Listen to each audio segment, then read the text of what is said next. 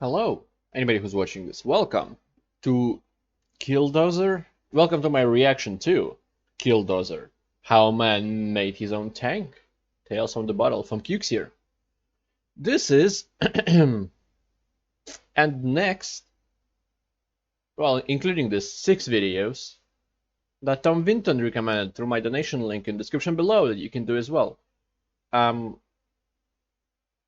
first of all, just normal thank you for recommending videos through the donation link. Just a classic thank you. I appreciate that a lot. And now I even can buy remaster of my favorite, at least one of the favorite game series, Mass Effect, that comes out in a month. So thank you for that. But also thank you for not sending any last moment stuff. Which means these are gonna be more fun and I can make more jokes over them instead of being sent by the end of it because people died. So that's good. Yeah, I guess that's about it. That's what it does. Even the last recommendations didn't come out yet. As I'm recording this, there is one more video that will come out in almost 3 hours, a bit less than 3 hours. The last one from the previous batch. So, all right, let's do it. In It's not 2004, connected. a man would go on a rampage in Granby, Colorado in a strange armored vehicle, which would later become known as the KILLDOZER. Great name, by the way. I think I'm going to give the same title to my little Nissan. Beep beep. Despite continued attempts, police were unable to Great stop him, KILLDOZER. and the town was completely at his mercy. But why would anybody do such a thing? Yeah. Where did he get this contraption? Well, Whatever made happened it. to him? His name was Marvin Heemeyer, and he's become somewhat of a hero in some people's eyes. A Really? reasonable man driven to do unreasonable things, which is just like More me. drawings. When the That's person good. walking in front of me is too slow and takes up the whole path, and Jesus fucking Christ, you fat fuck, get out of my way.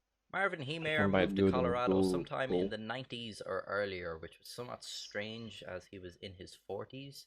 He didn't have a wife or family. He didn't even know anybody in the area. But he was a hard worker, soon setting up his own muffler repair shop in the area, and people said he was a very affable person. So he might be a little odd, but so far, I like him. Trouble began in 2001 when the Zoning Commission approved the construction of a concrete factory adjacent to Marvin's shop. For many years, Heemeyer had used this route to get to his shop, as it was really the only access road leading there. Construction of the plant would block this route, however. Heemeyer tried to appeal the Zoning Commission's decision, but was denied. He tried to petition the city with neighbors and friends, but was once again unsuccessful. The concrete plant was going to be built. So Marvin said, all right, you win. I'll just have to find another way to my shop. He petitioned to construct a new access road, and he even bought all the heavy machinery so he could just do it all himself. Well, guess what? I wonder what would happen to that down heavy machinery. Again. To add insult to injury, the construction of the factory cut Heemeyer's connection to the sewage line, and Granby Town Council fined him for not being hooked up to the sewer. What the hell? His livelihood seemingly in ruins, Marvin felt he had no recourse. He began planning his next move. He would write notes. You know what? I wasn't subscribed for some reason, so there we go. I subscribed live. And record audio tapes about his predicament. I was always willing to be reasonable until I had to be unreasonable. Sometimes reasonable men must do unreasonable things. He made a list of establishments and people that had sided against him, and over concrete plan, zoning com, Judge, Rick, Harry, Simon, Town Council, and Bob. the next year and a half, he toiled on a secret project. One of the machines Heemeyer had purchased to build the alternative access route to his shop was a bulldozer, but by the time Heemeyer was done with it, it was a veritable tank. The bulldozer was fitted with makeshift armor covering the cabin, the engine, and parts of the tracks. This armor was over a foot thick in places, consisting of a concrete mix fitted between sheets of tool steel. This made the KILLDOZER impervious to bullets and even explosives. To see out of this armor, Heemeyer installed several cameras all around the cabin and hooked them up to 2 monitors he mounted on the inside. The cameras were protected by 3-inch bulletproof plastic. He even fitted in compressed air nozzles to blow dust off the lenses. Jesus. 3 gun ports were installed, each fitted with a different weapon. A 50 caliber anti-material rifle, a 308 semi-automatic, and a 22 long rifle, each fitted with steel plates. 50 caliber anti-material. Do you know what that thing does to death claws? If you get the reference, good job. Heemeyer even installed onboard fans and an air conditioner to keep the driver cool under all the armor. But there was one problem. Okay, the armor was completely sealed tight and lowered onto the bulldozer via a crane. That meant once the driver got in, he wasn't coming back out. Now, that's an extremely impressive thing to build. One time I tried to put together a chair from IKEA and I put the fucking legs the wrong way around. And he did all of this in his shed. I hear so much stuff about IKEA being like difficult to combine.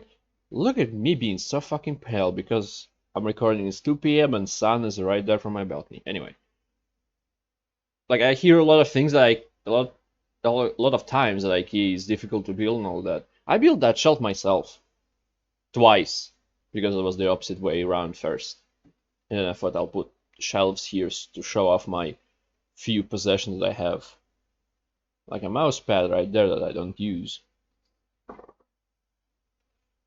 What am I doing with this video? Oh yeah, I'm watching it. Shade. And that's not even the most unbelievable thing about all of this. Numerous people had actually visited Marvin during the year and had been in his shed, and not one of them said anything about the homemade tank sitting in the corner. Like, what was going through their heads as they looked around that garage? Nice toolbox. May get one of them for myself. Broken boiler there by the looks of it. Ooh, expensive power drill. Might ask for a loan of that.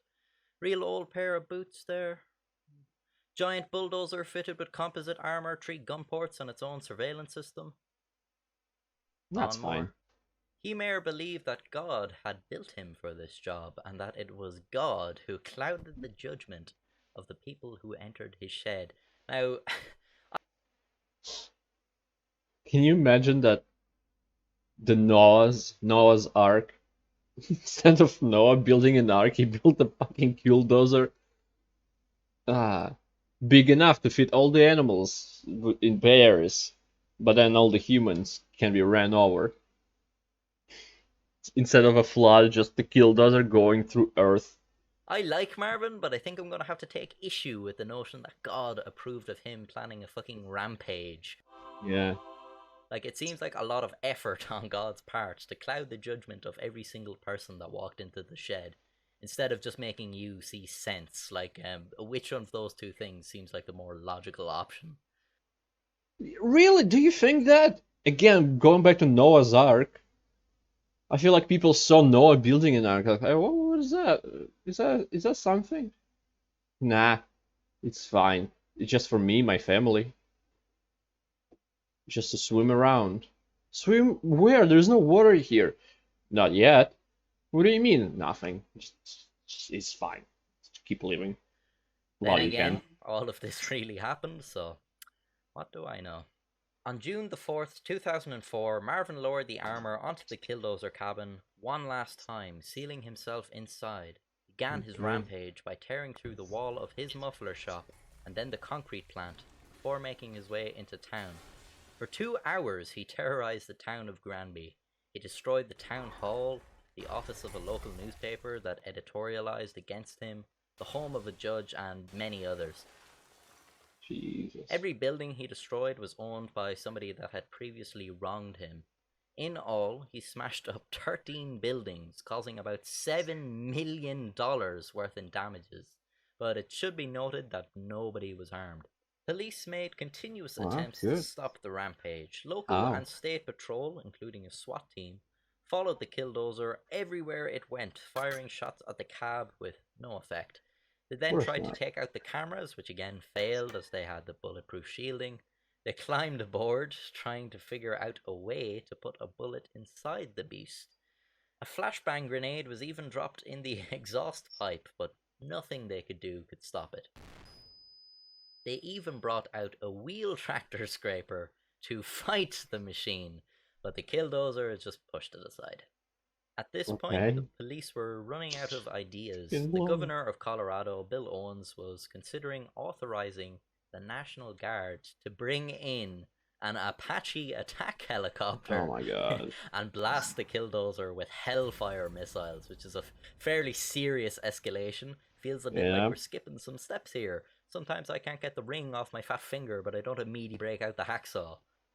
This was eventually decided against due to the fact that firing missiles on a US town probably isn't a good idea, and that the damage done would be significantly greater than anything Heemeyer could have hoped to achieve. Heemeyer was destroying a hardware store when he encountered a problem. Killdozer's radiator had been damaged somehow, and the engine was leaking.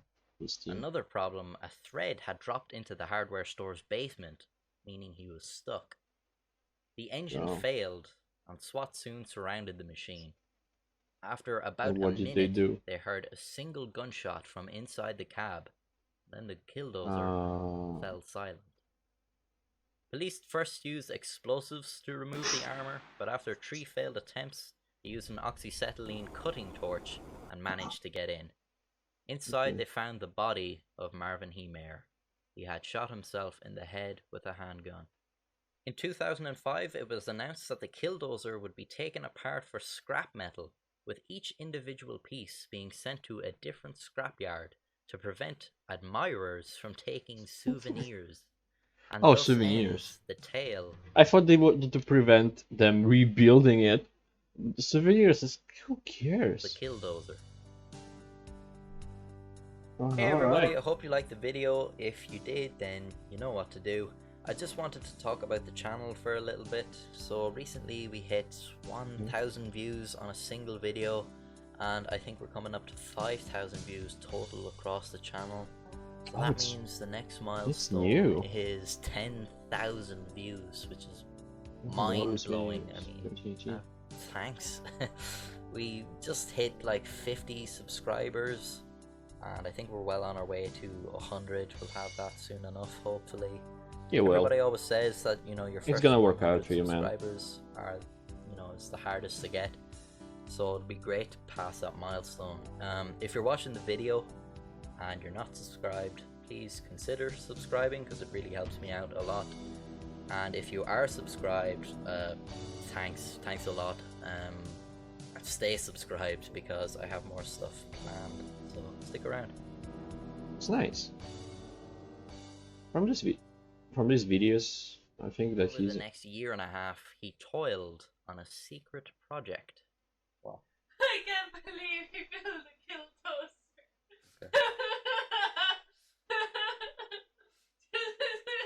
Okay. Okay, shush. Is that his wife or just girlfriend? Just laughing at girl. Killdozer. Meth addict still staying. That's one of the videos that's coming up. Yeah, okay, I want to say that from these videos, especially him just talking, not in the in the video, but not about some topic, just himself, seems like a nice guy. Like a very humble. Hopefully he didn't change from, was it March or May? March. From March 2018 to now. Hopefully he's still as humble as he was, nothing got to his head. Because he got, what, 448,000 in in 3 years. Yeah, it's 2021 now. So it's quite fast, honestly. But I guess it proves that his content is good and people watch him, people enjoy him. So that's good.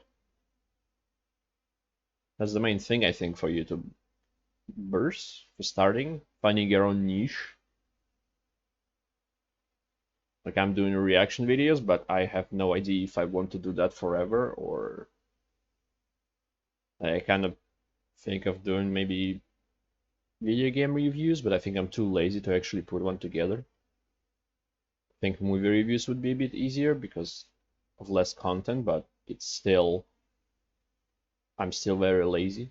I'm not even editing this video, so I'm just recording it and then throwing it into the YouTube upload thing. So finding your own niche is a good thing. So, and he seems to made it. Maybe it's not his first channel. Maybe he did something else before, but still, in the end, he found it. He succeeded in it. Congratulations to you, man. And during this video, I subscribed, even though that's usually how it works with me. I've watched a couple videos and then subscribe, if ever, because I watched them out of hate. Anyway, thank you, anybody, for watching this. This was a good video, and KILLDOZER is a good name for that thing. I'm surprised he never used the guns. Like, he had the fucking anti-material rifle on it, but he didn't use it. I'm not saying that's a bad thing that he didn't use his weapons, that he didn't shoot somebody, but maybe there would have been something you could have done with them. Maybe just like an intimidation tactic. So, yeah. Sad that he killed himself, but I guess he didn't want to get taken. He didn't have any family, so his life would have been ruined anyway. After that, he probably would have went to jail for a long time for the 7 million worth of damage. That tank is probably... There's no probably about it. It costs more than that 7 million. But anyway, again, thank you for watching. And again, thank you, Tom, for recommending this. And I hope to see everybody next time. Goodbye. Have a great life, because one of us has to.